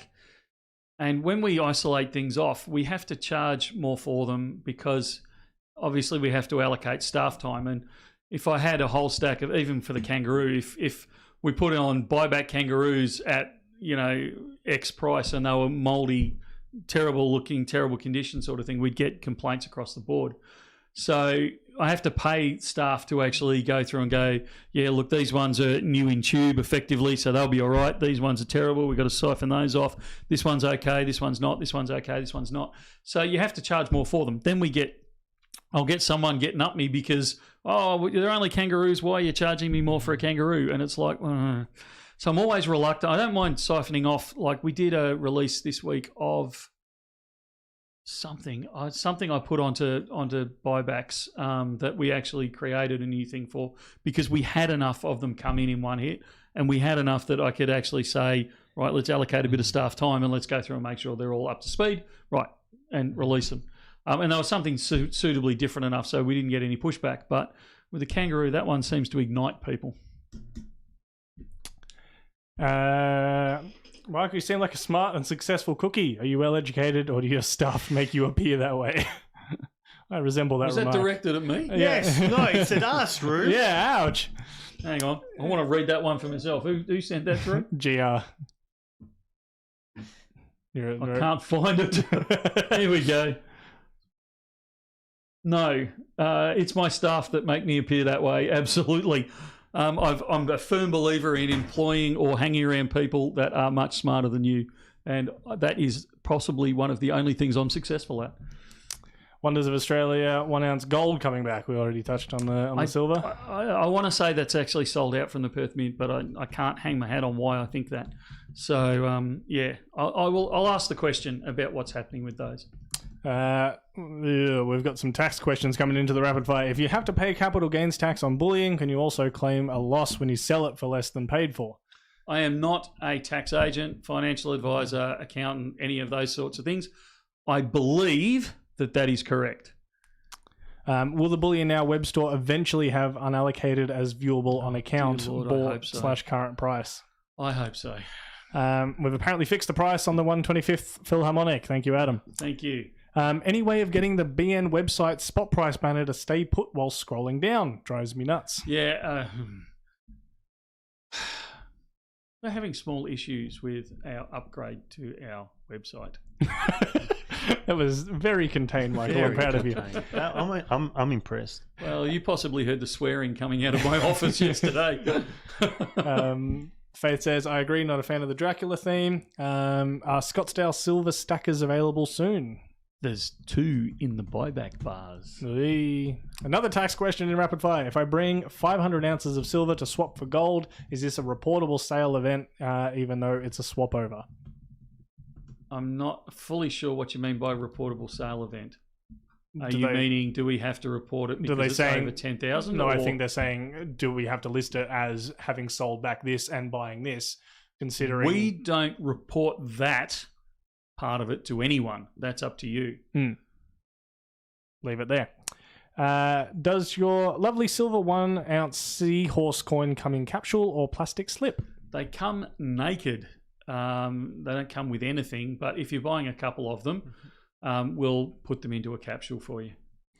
I would prefer almost anything over a kangaroo. I was thinking about that before. That's my problem. When we were looking at the Roman coins, I wondered if anyone in 2,000 years was going to be looking back and going, "This was a award-winning design." That's right. Will Little Coin Shop be getting the new Germania 2 ounce rune, final coin in the series? I did also see a post about this. They are ending the runes, and they've got like a special one to kind of cap it off. It looks pretty sick. Well, one rune to probably cap them off. Yeah, nice. I haven't seen that one. Yeah, well, we'll take a look. We haven't actually got the last few runes, so we'll see.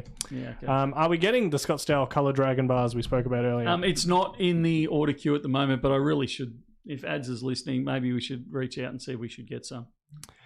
Is the Kruger set meant to be all the same year? The 1 ounce looked like it was 1977. No, these ones are within the same set. The box has the same year coin through it. But the boxes are of different years. Hang on. Yes, and no. Oh, I'm wrong, am I? So the 1990 is the full 1990 set. The other set, the 1 ounce, is 77, and then the others are 82. Possibly because it's first edition. Maybe, I'm not sure. But It's a it good is story. certified by the Gold Club of South Africa. As a smooth talking used car salesman, this was the official Yeah. first year series. I got one better. I got a better one for you. This is 0 of 26 as per That's Ruben. right. This is the era one, the original. So I couldn't help. Geez, we're smooth, aren't we, You're mate?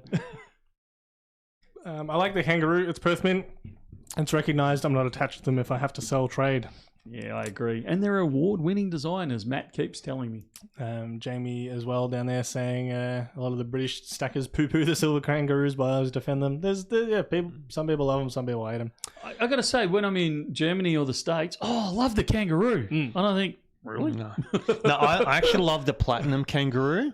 I don't like this. And again, I know it's the same design. It's just, it comes off differently.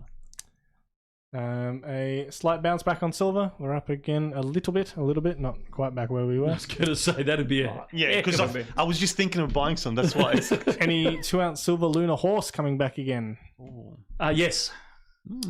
Whatever happened to the Perth Mint chocolate? It's gonna come. It's gonna happen at some point. We promise. No. Well, one, it's delicious. Two, as a wrote in chat, that's a question for Michael. Yeah, I had to do a sample check on them the other day. I found them and went, just to check they're to still make good. sure they're okay. They're safe. They're safe. Ish. Raymond just says reportable to the government in response to the exchange. Again, that's a fairly open question. Yeah. We're not required to report. No, I'm not going on. yeah, Yeah. that's fine. Ask me one day when you're in the store. How do you feel about the British silver capital gains tax, where you pay plus 20% up front and then capital gains tax free?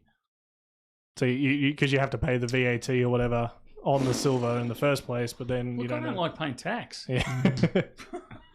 Actually, that's not true. That's not true. I want to live in a good country that's got good roads, good hospital service, good police, good fire department, good garbage collection, and I'm happy to pay for those things, and I'm happy to pay a reasonable price for them. I got you guys. What's that got to do with our tax? Yes, fair call. 61 Falcon. Are we out of band bags? Consolidated shipping. We already expressed outrage at your order earlier. You absolutely should have got one. So either let us know specifically in the notes on the next order you make, or reach out via email. But yeah, we will sort that out. Thanks, BN Crew, for all you guys do. Great chat, everyone. Have a great weekend. Riz Rule, I reckon the silver kangaroo design would look great in gold. I totally agree. I think, well, I mean, they kind of do. You just got to splash a little bit more for them. They do it in a kilo coin. And a 1 ton. And the 1 ton. Absolutely. If you really want to splash. I have to say, I'm a big fan of the 1 ton kangaroo, gold kangaroo. That's Kilo great. silver kangaroo, some people are saying there. I'm a big supporter of that. I think that would look amazing. Nice and simple for them to do, but yeah, I think they would do it. Upload the 100-ounce Germania Mint silver. We'll get those as soon as we can. Yeah. And I think we've made it to the end of the questions. There's a few comments, but silverbacks, kind of community says, will be likely to get any more of those through. Well, we're likely to get them through. I'm just not going to push a time frame on them. Yeah, that's And, maybe look at a variety of designs, because this one sold pretty well. I think we've still got some left, haven't we? A couple in a shop. That's about it. They pretty much went all I was going to online. say people have been. There were a ringing few up in store, asking and I about don't even them. know if there's any in store Oh, left okay. now, because they went. Oh, I thought we still... I mean, I got to say, this week's been pretty chaotic, and I haven't been as in touch with stock control or the store as much as I should be and normally am. Yeah. Greenerell. There's a 1 ton gold kangaroo at the Perth Mint. Mm-hmm. And if you're over in Perth, absolutely go to the Perth Mint and do their tour and have a look at the 1 ton gold coin, amongst many other things, including their first minted sovereign that they've got over there. Absolutely worth doing the tour. It's brilliant. It's a beautiful place to go. It's a dodgy suburb, but it's a beautiful place to go. I came from Dandenong. There's nothing wrong with that suburb. They've still had the 1 ton gold coin there sitting there for a bit. So They did. And look, it's great. Absolutely. If you're, I would even suggest go to Perth just to go to the Perth Mint. I think it's really worth it. And to top it off, just up the street about 100 metres and to the left, there's an Italian restaurant called Roberto's on something or other street, and it's... You know what my favourite thing was seeing at the Perth Mint? The custom carpet. The custom Perth Mint carpet. When are we getting I always Bullion Now get some carpet? weird, it's not even bullion. I go there and I love everything. I'm like, oh, look at the swan logo on the carpet. That's cool. I'm just getting conversation on that. So We need to reach out and see if we're doing the lunar launch with the Perth Mint this year. That's coming So- up scarily fast. I better reach out to Neil. a couple of weeks. This weekend, I suppose. I mean, it'll feel like a couple of weeks. Yeah, well. Yeah. That's us. That's us. We're done. We are. Thank you very, very, very, very much for tuning in. As I say each week, this is nothing without you guys. Otherwise, it's just 3 people, 2 of them older than they should be, rabbiting about things that they really don't know a heck of a lot about. So thank you for joining in, whether you're live and making comments, whether you're just live, whether you're listening to it a day after, a week after, a month after, a year after, a decade after, or with any luck, even a century after. You guys actually make it worthwhile doing. Indeed. Thank you. And see you in store tomorrow if you're coming down. Yeah, well, lots of people tomorrow because I'm not there. No. Thanks, Rubes, for chipping in. No worries. Are we going to be graced with your presence next week? You shall be. We Excellent. will also have hopefully a couple of educational videos and a couple of product releases as well next week. So That would be stay good. tuned. Sorry. Are we going to India? Are we filming? Yeah, We'll talk about it later. Yeah. You and I are doing the traveling around the world. If you're not in India next week, are you making an appearance, Alex? Yes, buddy. Excellent. So we will all be back next week for the usual shenanigans and things that go on during the week or even during live stream. Thank you very, very much. Stay safe over the weekend, and we'll see you again next week. See ya. See ya.